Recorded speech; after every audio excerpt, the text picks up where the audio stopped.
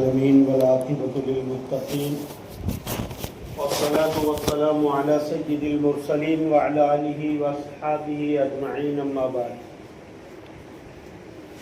قال الله تبارك وتعالى في محكوم تنزيله لقد خلقنا الموت والحياة ليبلوكم أيكم أحسن عملا وقد قال النبي صلى الله عليه وسلم بعثت معلما أو كما قال عليه الصلاة والسلام۔ دوستو بزرگوں، اللہ کا بڑا احسان ہے کہ اللہ تعالیٰ نے مجھے آپ کو ایمان کی عظیم دولت کے ساتھ دنیا کے اندر بھیجا۔ دنیا میں زندگی گزارنے کے دو راستے ہیں، یا دو راستوں پر ساری دنیا کے انسان چلتے ہیں۔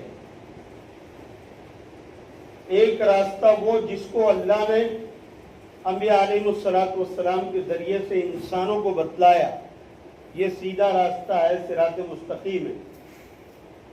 اور دوسرا راستہ وہ ہے دوستو بزرگوں، جو انسان اپنی مرضی سے جو ہے تو اس پر چلتا ہے اور اس کے مطابق زندگی گزارتا ہے۔ لوگوں کا تصور یہ ہو گیا ہے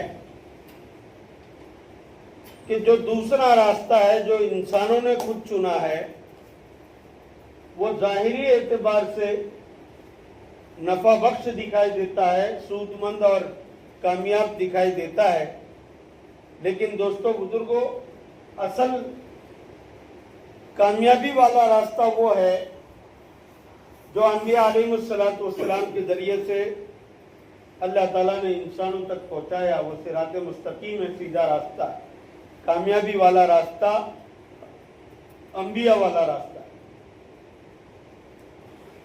اب ہمارا یہ خیال بن گیا ہے دوستو کہ دنیاوی راستہ جو خود ساختہ ہے، جس کو ہم نے گھڑا ہے، انسانوں نے بنایا ہے،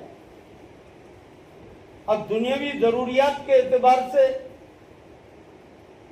ہمیں لگتا ہے کہ وہ کامیابی دلانے والا راستہ ہے، اس پر چلنے سے دنیا کے سارے مسائل حل ہوتے ہیں، لیکن یہ کام خیالی ہے۔ یہ دوستو بزرگوں نفس اور دل کا دھوکہ ہے۔ اصل کامیابی والا راستہ حضرت محمد رسول اللہ صلی اللہ علیہ وسلم کا بتلایا ہوا راستہ۔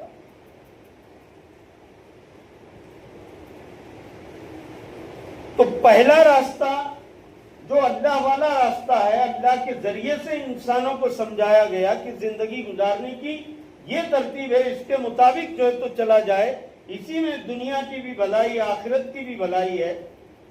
اور دوسرا راستہ جو انسانوں نے بنایا، اپنی مرضی سے بنایا اور اس کو کامیابی کا راستہ سمجھتے ہیں، دوستو بزرگوں ایسا نہیں ہے۔ کامیابی والا راستہ اللہ کا بتلایا ہوا، انبیاء کا بتلایا ہوا اور نبی کریم صلی اللہ علیہ وسلم کا بتلایا ہوا راستہ ہے۔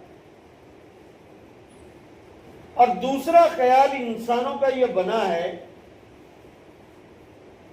کہ موت پر آدمی آزاد ہو جاتا ہے، بیماری سے آزاد ہو جاتا ہے، تکلیفوں سے آزاد ہو جاتا ہے، پریشانی سے آزاد ہو جاتا ہے، کھانے کمانے کی جھنجھٹ سے آزاد ہو جاتا ہے۔ تو موت پر انسان کے مسائل ختم ہو جاتے، یہ ساری دنیا کے انسانوں کا جو ہے تو خیال ہے، لیکن ایسا ہے نہیں۔ ہمارے آپ کے اور اس کائنات کے اور ساری دنیا میں بسے ہوئے انسانوں کے خالق و مالک کا یہ قول ہے، میرے محترم بزرگ اور دوستو، ہمارا رب یہ کہتا ہے کہ اصل زندگی مرنے کے بعد سے شروع ہوتی ہے۔ آدمی کی زندگی میں 4 مراحل ہے۔ ایک ماں کا پیٹ، جس میں انسان کی ذات بنتی ہے، اس کا جسم بنتا ہے، اس کی آنکھیں بنتی ہے، اس کا پیر بنتا ہے، اس کا پیٹ بنتا ہے، اس کا دماغ بنتا ہے، اس کی ذات بنتی ہے۔ پہلی منزل ماں کا پیٹ، اس میں انسان کی ذات اللہ تعالیٰ بناتے ہیں، اور اس کے بننے میں اس کے ماں باپ کو کوئی دخل نہیں۔ ماں اور باپ چاہے کہ بچہ گورا ہونا چاہیے، ان کے اختیار میں نہیں ہے، کالا ہونا چاہیے، ان کے اختیار میں نہیں ہے۔ اللہ اپنی طاقت، اپنی قدرت اور اپنی حکمت سے ماں کے پیٹ میں چھوٹے سے جو تو پیٹ کے اندر انسان کی ذات کو مکمل طریقے سے بناتے ہیں۔ اس کے ہاتھ، پیر، کان، ناک، آنکھ، دماغ، ماں کے پیٹ میں انسان کی ذات بنتی ہے۔ ایک منزل یہ ہو گئی، اور ماں کے پیٹ سے اس کو دنیا کے پیٹ میں منتقل کر دیا جاتا ہے۔ یہ انسان کی جو تو دوسری منزل، اس میں اس کے جسم کی نشو نما ہوتی ہے۔ وہ بچپن سے بڑھاپے تک پہنچتا ہے، بچپن سے جوانی تک پہنچتا ہے، جہاں تک اس کی موت لکھی ہے وہاں تک کی سفر جو ہے تو وہ دنیا کے پیٹ میں، دنیا کے اندر جو ہے تو طے کرتے رہتا ہے۔ ماں کے پیٹ میں اس کو اختیار نہیں تھا، اللہ نے جیسے بنایا ویسے بن گیا۔ دنیا کے پیٹ میں اللہ تعالیٰ نے مختصر سا اختیار اس کو دیا۔ دو راستے اللہ نے دیے، ایک راستہ اللہ نے دیا زندگی گزارنے کا نبیوں کے ذریعے، اور ایک راستہ انسانوں نے خود ہی جو ہے تو طے کر لیا۔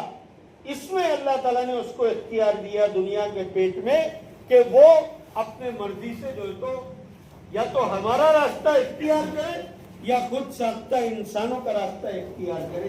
یہ چھوٹا سا اختیار اس کو دے دیا۔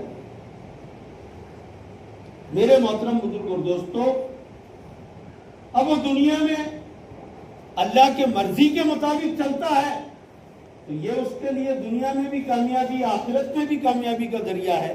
اور اگر وہ اپنی مرضی سے چلتا ہے جس میں اللہ اور اس کے رسول کے احکامات نہ ہو تو دوستو بزرگوں، یہ اس کے لیے بھی خسارہ، اور جو ہے تو مرنے کے بعد کی زندگی کے لیے بھی خسارہ۔ ظاہر میں جو دکھتا ویسے نہیں ہوتا۔ ناکامی کے نقشوں میں اللہ نے عزت کو چھپائی ہے، اس کا تصور ہم نہیں کر سکتے۔ حضرت یوسف علیہ السلام کو 2 مرتبہ دکھایا گیا، زنا کی تہمت لگائی گئی، جیل کے اندر ڈال دیا گیا۔ ظاہر میں تو ناکامی چھپی ہوئی ہے، لیکن اس ناکامی کے نقشے میں اللہ تعالیٰ نے عزت کا تاج پہنا کر کے زمانے کا بادشاہ یوسف کو بنایا، اور ہزاروں سال کے بعد آج بھی احترام کے ساتھ لوگ ان کا نام لیتے ہیں۔ نقشہ ناکامی کا ہو، اللہ نے عزت اس میں چھپائی ہوئی ہے، لیکن عزت کے نقشوں میں بھی اللہ تعالیٰ نے جو ہے تو ذلت کو رکھا ہے۔ اس کا احساس ہم لوگوں کو نہیں ہوتا۔ اختیار اللہ نے تھوڑا دے دیا زندگی کے گزارنے کے اعتبار سے، لیکن دوستو بزرگوں، سارا کے سارا اختیار اللہ کے پاس ہے۔ اور ہمارا تصور یہ ہے کہ موت پر آدمی کی مصیبتیں ختم ہو جاتی ہے، مسائل ختم ہو جاتے ہیں، تکلیفیں ختم ہو جاتی ہے، لیکن دوستو بزرگوں ایسا نہیں ہے۔ ہر ایک آدمی یہ کہتا ہے یار بہت بیمار تھے، بڑی تکلیف تھی، بہت زیادہ جو تو پریشان تھے، اچھا ہوا موت واقع ہو گئی، اب جو ہے تو بیماری سے چھٹکارا پا لیا۔ مختلف قسم کے مسائل میں انسان گھرے ہوئے رہتے، اور ہم یہ سوچتے ہیں کہ موت آ کر کے ان مسائل سے اس کو چھٹکارا دے دیتی ہے۔ ایسا نہیں ہے دوستو بزرگوں، مسائل کبھی ختم نہیں ہوتے۔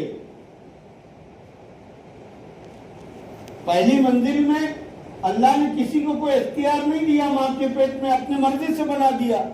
دوسری منزل دنیا کے اندر چھوٹا سا اختیار دے دیا، اور پھر دوستو بزرگوں تیسری منزل آتے آتے وہ اختیار بھی اللہ تعالیٰ چھین لیتے، اور تیسری منزل ہے انسان کے لیے قبر۔ زندگی پوری ہو جانے کے بعد جو ہے تو قبر کی ایک منزل اس کے سامنے آنے والی، وہاں اختیارات سارے چھین جاتے۔ اور چوتھی منزل ہے آخرت کی منزل دوستو بزرگوں، پانچویں کوئی منزل نہیں ہے۔ آخرت کی جو منزل ہے اللہ تعالیٰ فرماتے ہیں کہ وہاں سے اصل انسان کی زندگی شروع ہوتی ہے۔ دنیا کی زندگی تو امتحان کا ہے۔ دنیا میں ہم نے لیبلوکم ایکم احسن عملا کے تحت پیدا کیا ہے.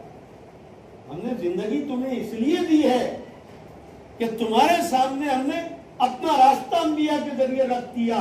اب تمہیں ہلکا سا